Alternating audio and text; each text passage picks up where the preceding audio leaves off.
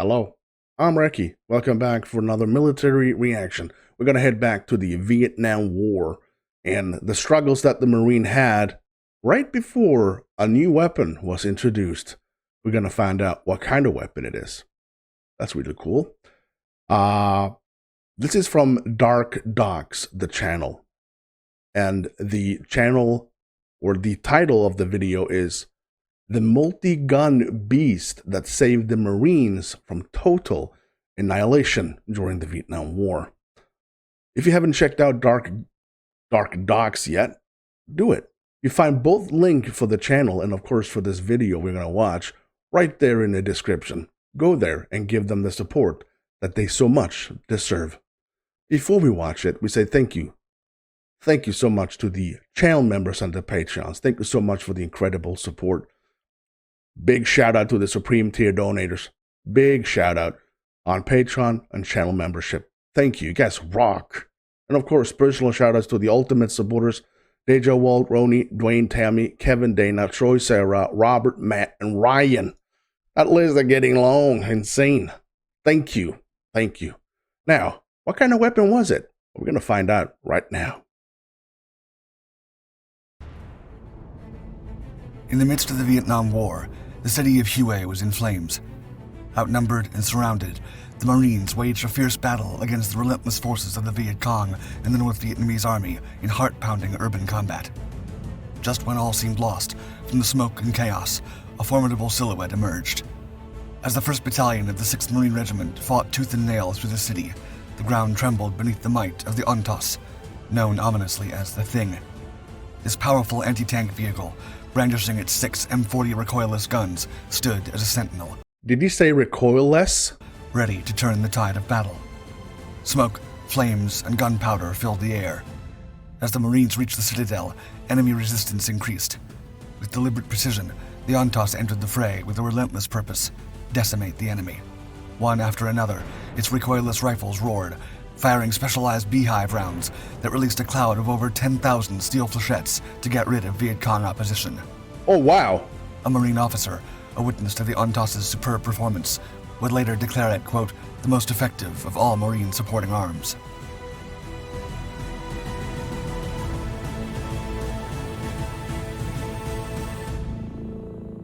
I gotta say this Dark Docs narration is spot on. I'm just saying it. Lightweight and powerful. The M40 recoilless rifle was a portable anti-tank weapon developed by the United States in the early 1950s to replace the aging M18 recoilless rifle. It was created to provide infantry units with a robust mobile anti-armor weapon. The Army's Frankfurt Arsenal designed the M40 with the collaboration of the California Institute of Technology's Jet Propulsion Laboratory.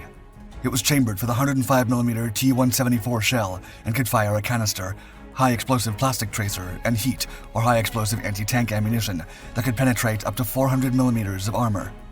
Depending on the shell, the weapon had an effective firing range of up to 1,480 yards. Besides its anti-armor capabilities, the M40 could also attack enemy positions and fortifications and decimate them with explosives. Additionally, the M40 employed the principle of venting propellant gases to the rear to counteract recoil, allowing for a lighter carriage and ease of handling. The weapon weighed around 1,100 pounds, making it relatively portable and suitable for infantrymen. It had a length of 11 feet and a height of almost 4 inches. The M40 was deployed during the Korean War, proving its worth as a portable anti-tank and anti-infantry weapon capable of immobilizing Soviet-made North Korean T-34 tanks and other armored vehicles. Despite having limited range and firepower compared to other anti-tank weapons, the M40 provided infantry troops with anti-tank capabilities. But it was not perfect after all. It looks kind of weird. Doesn't it look kind of weird on the Jeep here? I'm pretty sure this is a normal standard Jeep that has some kind of a detachment to it. I feel like it's a quick fix. Like, let's do this on a Jeep. It looks amazingly cool. I'm not saying it in any shape or form does it not look like a complete badass, but I understand it could be kind of limited. Due to the high-velocity ammunition it employed, the M40s had a relatively short life and was gradually replaced by more advanced anti-tank guided missile systems. Nevertheless, the M40 contributed to the evolution of more advanced and versatile recoilless technology used for other anti-tank weapon systems. The success of the M40 during the early 1950s paved the way for interesting projects in which the recoilless rifle could be used, one of which was a weird-looking armored vehicle meant to be a tank destroyer. It does look really weird. But I understand if they can fire 4 rockets directly, that's a beast. The aging Scorpion. Oh. Following the aftermath of World War II and the sudden rise of the Cold War between the United States and the Soviet Union, the U.S. military and its allies developed a new doctrine based on armored warfare. They believed new conflicts would rely heavily on armored columns of main battle tanks and other vehicles. Alongside the possible nuclear onslaught, the top brass concluded the military required an effectively light anti-tank vehicle to eliminate Soviet tanks. The vehicle had to be fast, mobile, agile, and most importantly, air transportable to be deployed quickly on the battlefield wherever it was needed. Looks fast. The U.S. military sought a light, mobile tank destroyer for airborne forces, capable of ambushing enemies and deployable via parachute drops to provide the paratroops with additional mobility and firepower. Consequently, the Army began looking for a replacement for the aging M56 Scorpion airborne self-propelled gun. The focus of this new vehicle was lightweight mobility, prioritizing extreme lightness. The Scorpion weighed around 7 tons and featured a basic suspension and a large 90mm gun. It sacrificed protection and stability due to the emphasis on weight reduction. This resulted in minimal protection for crew members, who were only shielded by a small gun shield and exposed to enemy fire. The Scorpion's chassis also struggled to handle the recoil of the powerful 90mm M54 gun, hindering stability and accuracy. Nonetheless, the 90mm gun had the potential to penetrate the formidable armor of Soviet tanks, such as the 200mm of frontal armor from the T-54 at ranges of over 1,000 yards. With this in mind, the Army and the Marine Corps launched the ONTOS, or the Thing program, in November 1950 to develop a vehicle similar to the Scorpion, with one notable difference: replacing a standard rifled gun with a set of recoilless guns. The Thing. The joint program between the Marines and the Army was awarded to Alice Chalmers' Farm Machinery Division work, executed at the Agricultural Assembly Plant in LaPorte, Indiana. The design specification was reportedly a concise one-page document. It barely specified that its running gear had to be based on the M56 Scorpion and utilize its same 6-cylinder inline gas engine standard for the GMC trucks employed by the military. In 1953, the prototype was showcased to the Army. The response was far from good. The Army had a negative reaction centered on various design aspects, such as the size and height of the vehicle. Interior space was limited and cramped for the crew and the tank's ammunition for the M40 recoilless rifles. The Army rejected the 6 externally mounted recoilless rifles, which could only be reloaded from the outside, endangering the crew in an active combat scenario. That makes sense. The soldiers also disliked the shallow turret and the half-inch armor plating on the sides, which only offered protection against small arms fire and could be penetrated by rocket-propelled grenades and even 50-caliber machine guns. Holy shit, that's bad armor right there. Besides the 6 106mm recoilless rifles, the Thing was armed with 4 50-caliber Remington M8C spotting rifles with tracer rounds to help the crew coordinate their fire while in combat. The ONTOS was armed with one 30-caliber Browning M1919A4 machine gun for anti-infantry use. The vehicle had a length of 12.5 feet, a width of 8.5 feet, a height of 7 feet, and a weight of 19,000 pounds. Wait a minute. There's three of them. I thought there were only 2 of them, so they could basically send out 3 rockets directly. The power plant comprised, as required, one General Motors Corporation Model 302 gasoline engine developing 145 horsepower. With it, the vehicle could reach a top speed of 29.8 miles per hour and had an estimated range of over 150 miles.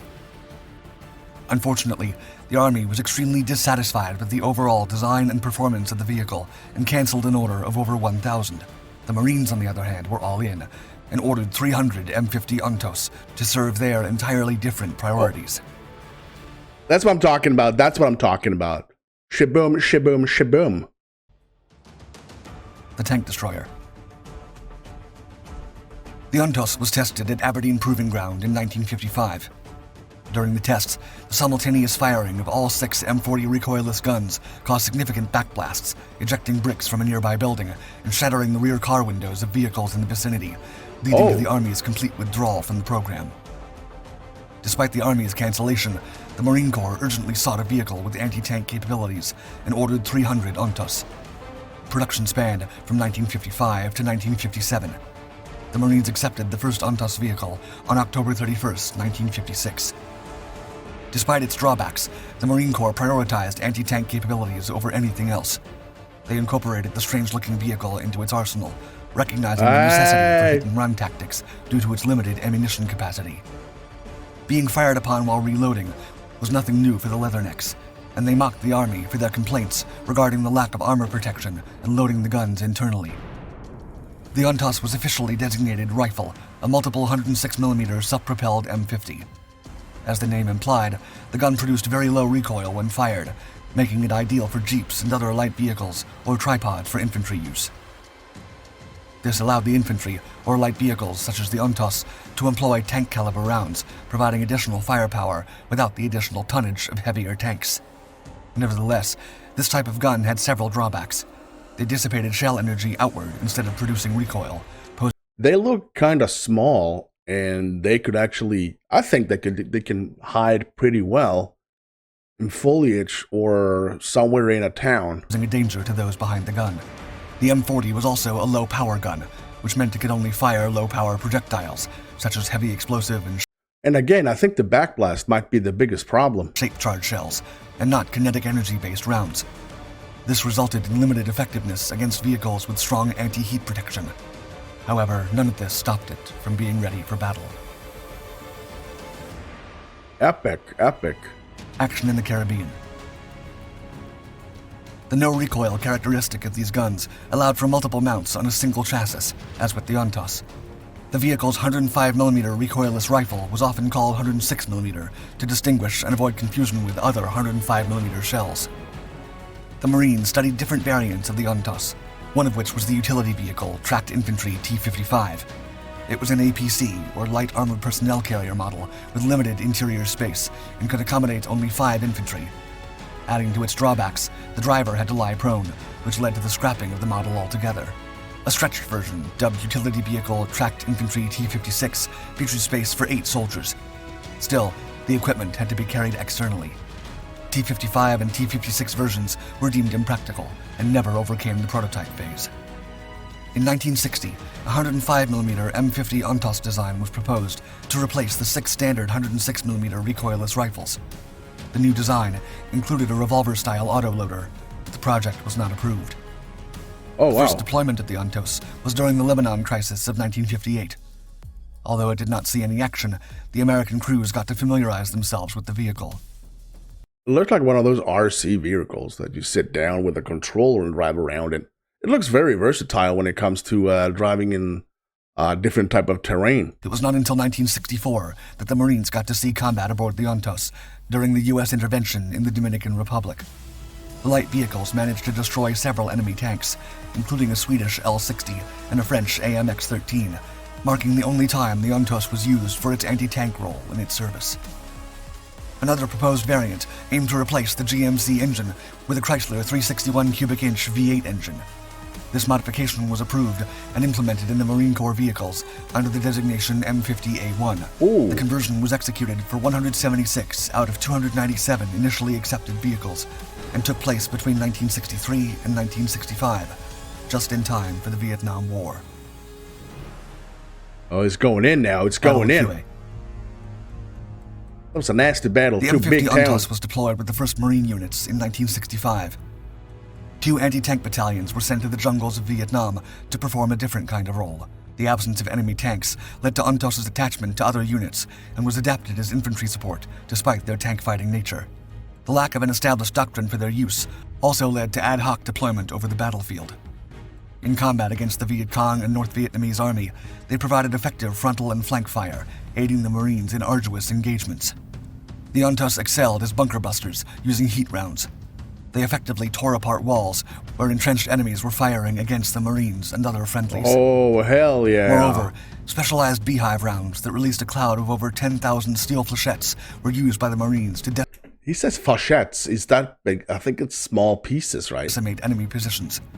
It was a potent anti-personnel weapon that, when all 6 guns were fired, resulted in a barrage of 60,000 small projectiles pelting the intended target area. Oh my The lord. UNTOS's reputation led to VC and NVA avoidance, boosting its psychological impact on the enemy. Nevertheless, the UNTOS eventually showed its hand, and their vulnerability to mines and rocket-propelled grenades was exploited by the enemy. During the Battle of Hue, which was part of the NVA's Tet Offensive of 1968, the UNTOS proved critical for the intense urban combat inside the city. Once the Leathernecks conquered the city, Colonel Stanley S. Hughes, commander of the 1st Marines at Hue, said, quote, "If any single supporting arm is considered more effective than all others, it must be the 106mm recoilless rifle, especially the M50 UNTOS." Love it. Scarcity of spare parts made it difficult to repair the UNTOS, and this resulted in a dwindling availability of operational vehicles. Maintenance, 1 year maintenance. later, in 1969, the Marines withdrew from Vietnam. The remaining UNTOS were left behind and were used as static turrets. Although clunky and without a specific doctrine, the vehicles proved their worth with the Marines during the Vietnam War, paving the way for far more effective light anti-tank vehicles.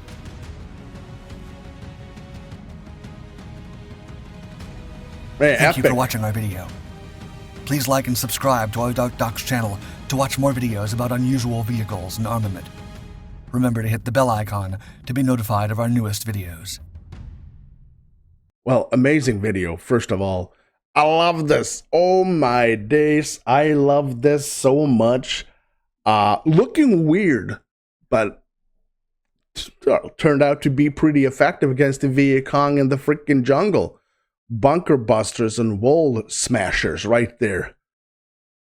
Army didn't want them because of the low armor, and of course that you actually have to leave the vehicle to reload it. Marines said, no, it's all good, man. It's all good. We're not gonna get killed anyway because we're freaking Marines. I love this video, and a big thank you to Dark Dogs for this. Amazing. If you did enjoy my reaction to this thing, let me know by hitting that like, and of course if you're new to the channel, hit that like. I would greatly appreciate that. If you want to become one of the awesome people, click join to become a member, or check out the coolest link ever pinned on top of all the comments. Thanks so much for watching. I'm Recky. You stay safe.